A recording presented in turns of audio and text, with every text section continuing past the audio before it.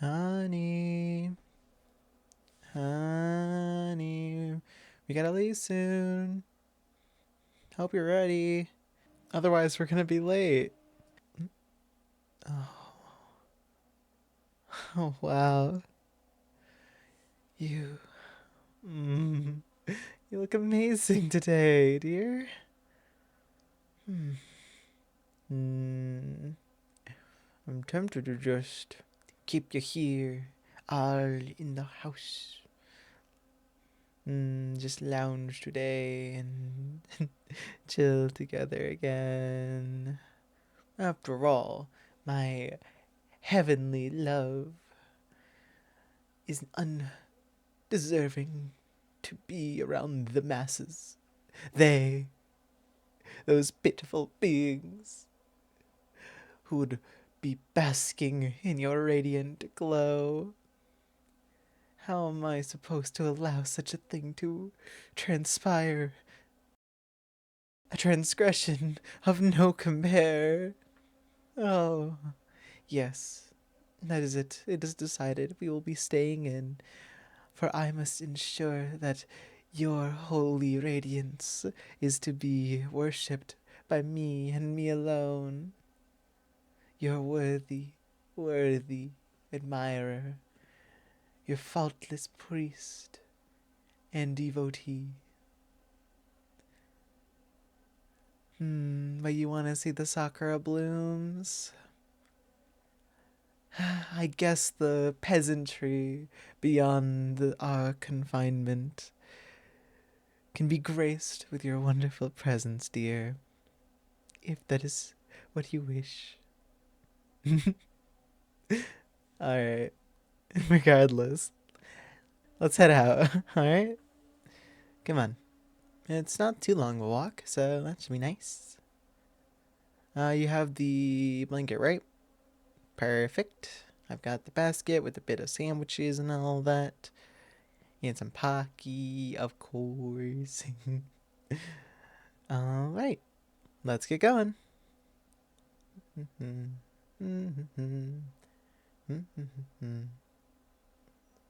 Oh, my work? Well, I called off for today, of course. I didn't want to miss the opening of the Sakura Lane after all, I mean, I also put it in as technically a half day since I can do research while we're there.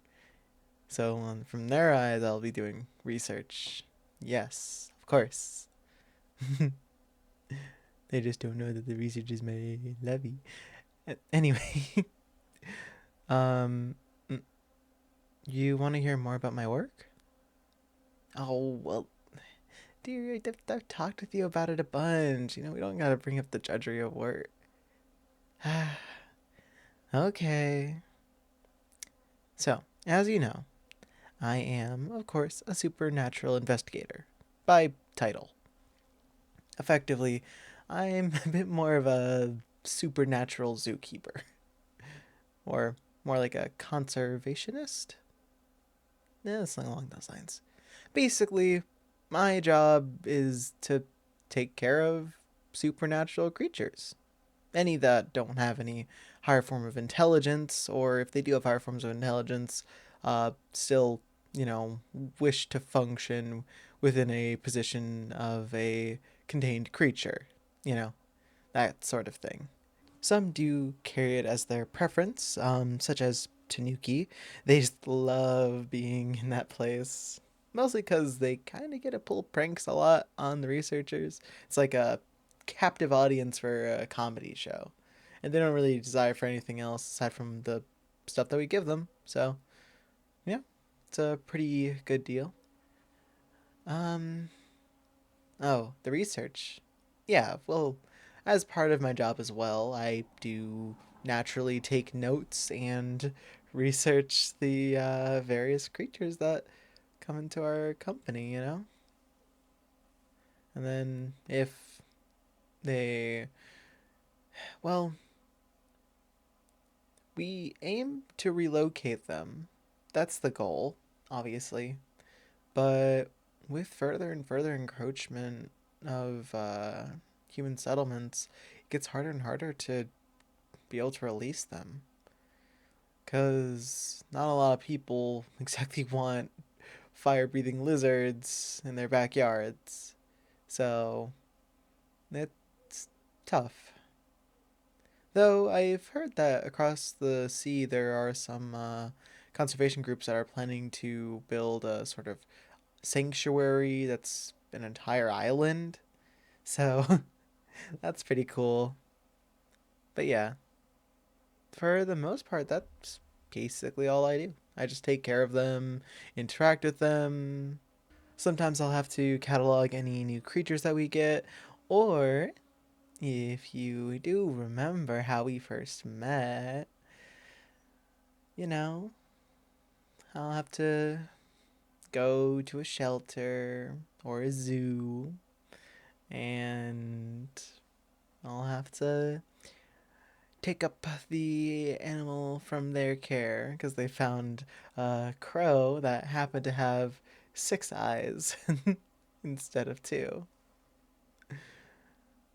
And maybe there'd be a really cute zookeeper there every once in a while who, I don't know, maybe wanted to go on a date with a low level researcher. Hmm. Wonder who that, what could have happened to those two. I guess we'll never know. Hmm. Hmm. Oh, but honey, how about you? I know that the zoo's gone through a lot lately. Um, how about that parrot? Uh, Cornell? Yeah, Cornell. Um, is he doing all right? Any any oddities and feathers? Number of beaks, maybe. I kid, I kid. Hmm. Glad to hear that he's doing better though. You think you'll be able to release him out back to the wild? Hmm. Not bad, huh? Well, hopefully he has a good recovery and wants to go back out to the wild afterwards. uh, I know there was a Yaogwai, big old bear, you know, just like think a bear, but like bear plus, right? So it's like massive creature. It's got like two regular bear arms, regular bear legs, but its snout could extend about 5 feet out, almost like an anteater. It was crazy.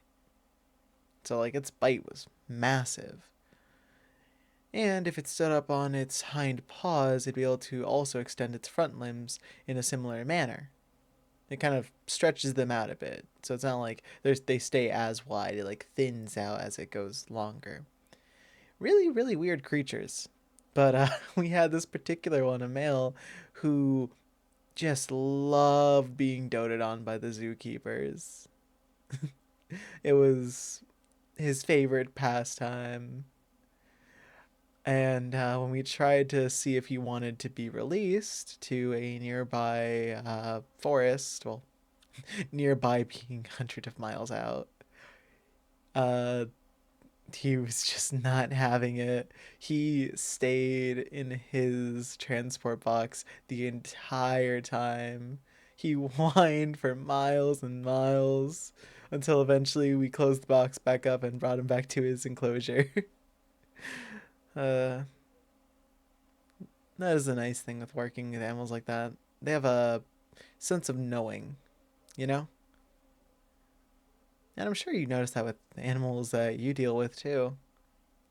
All creatures are quite intelligent when you give them a chance.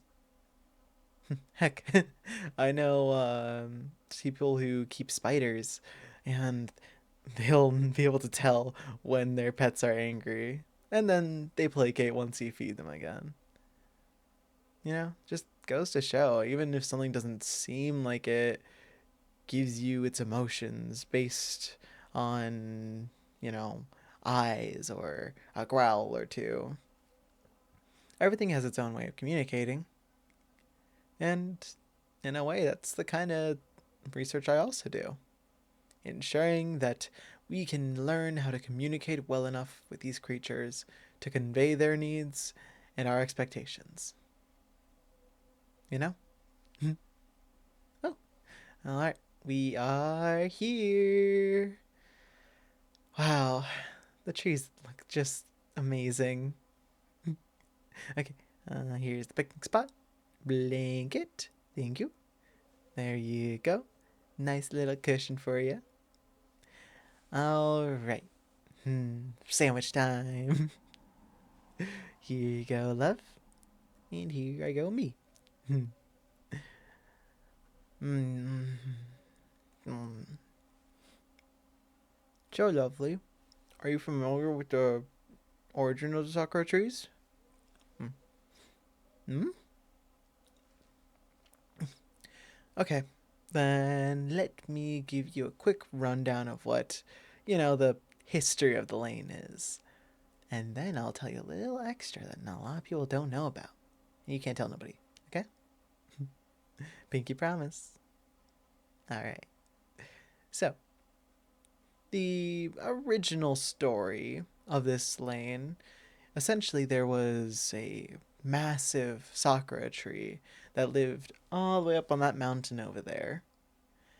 And it would cover the entire valley with sakura blooms and spread, and it was just beautiful. It was said that it was also used as a protective barrier during a time. But then a terrible, terrible storm arrived, and it completely devastated and destroyed the tree to near death, where it only had days yet to live before it completely collapsed. And it is said that in those days it gave its caretakers seeds upon seeds to plant within the valley. And that is how we have the lane. But the lane can't grow much more than it is now, because the trees only produce a seed a year, unlike usual sakuras, which will produce as many as possible. And it's not even a guarantee that the seeds will work. And I know this because, of course, the tree isn't just a normal tree. So, this is what I know from it because of work. So, the tree itself, the big one, it actually was a protective tree. That is confirmed. But not in the way that you'd think. So, roughly about, I want to say, 300 or 400 years ago, long before the valley and the tree, there was a man who, they said, could fell a tree in one single blow. A man who, with but a smallest of knives, would be able to fell any gargantuan oak or elm or anything with but the wind at the edge of his blade. But while that man was great at attacking and protecting in that fashion, he soon had a daughter, and he found that he could not protect her. The only way he could was to attack. And strikes upon a tree don't exactly defend very well. So he searched and searched the land, miring for some answer, until he stumbled across an old saint. And the saint said, "You, who have killed many and harmed many others, wish to protect one of your own now." And the man confirmed, "Yes, I do. I wish to protect a child of which is now mine." And the saint laughed and laughed and laughed, laughs that carried through the wind and became the wind itself, before stopping. "You're serious?" "Well, for a protective spell, usually It's not that pricey. But usually, the deeds of a man or a woman or a being are quite limited, quite minor. Your transgressions, however, are quite dire. So, I need a pact with you to give you that protection. And the man beseeched the saint, anything. I'll do anything. I'll kill anything. And the saint stopped him. I never asked you to kill. And I never will. In turn, for the grandest protection I can offer, you must make a pact that your blade be drawn no more, that your sword may rust in its scabbard, and that any knife that you may wield may be dulled to the point of being mistaken for a rock. And if a blade were to rise, or a sword's rust to crack, or for an edge to form, the protection shall break in its entirety and full. But it is not enough that you swear this to me, but every male of your line must swear it too, henceforth. And the man stood there in shock. With a deep gulp, he nodded and agreed. The saint gave him the seed and told him that if he wishes it to grow, it must feed on iron. And so the man brought it back home to his valley, to his family. Them up upon the hill, the tallest mountain of the valley, he planted the seed, and right after, his sword, and any other blade that he had once called his own. He planted it, and in just a few short days, it sprouted into a healthy tree, and kept growing, growing, and growing, and his daughter never fell ill. Misfortune would sometimes visit their door, but never grievous, never harm, just minor. And this continued on for the families, for generations and generations, until but 100 years ago, the new lord of that family, it was said he was visited by one of Fang's a night. And this one of Fang and Night caused such a dire threat that even the tree's old wood started to creak. A threat so dire that even a man of peace could not stand by. No one knows what happened after that, except that the tree then passed and was destroyed. That was the storm. But yeah, those are just dusty old reports and files, so who knows really. Oh shoot, we have been here a while. We should probably get going. Oh man, it's already started. The sun's already set. Oh. Today was fun though, dear. It was a lot of fun. If you want me to talk your ear off again, just let me know. I know I talked a lot. Sorry about that. I love you too.